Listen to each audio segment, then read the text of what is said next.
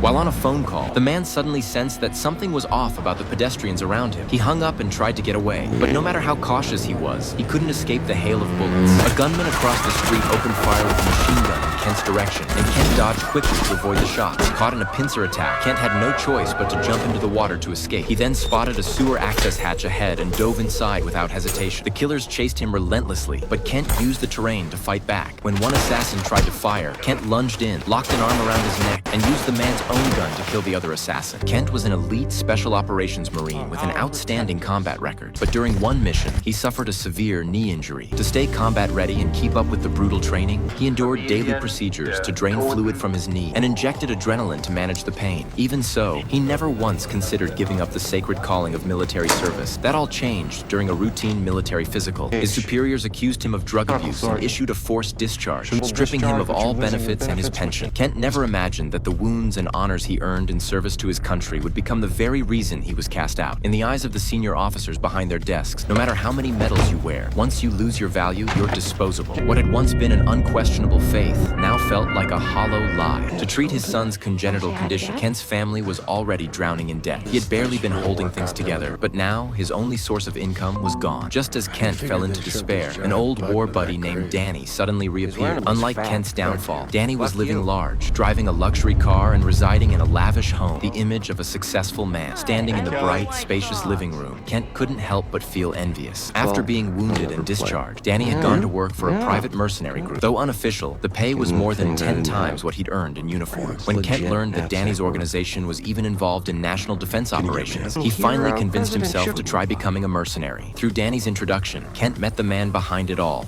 Steve, a fellow veteran. With no small talk, Steve laid out the nature of the job. While they didn't operate openly within the government, they were a legal organization authorized under Title 50 and answered directly to the president, comparable to today's ICE. Steve assigned Kent his first mission, an extremist in Berlin posing a serious threat to national security. A team was needed to deal with him. Reviewing the dossier and the $50,000 advance check, Kent was satisfied. He believed everything was finally turning around, unaware that he was stepping into a carefully constructed death trap.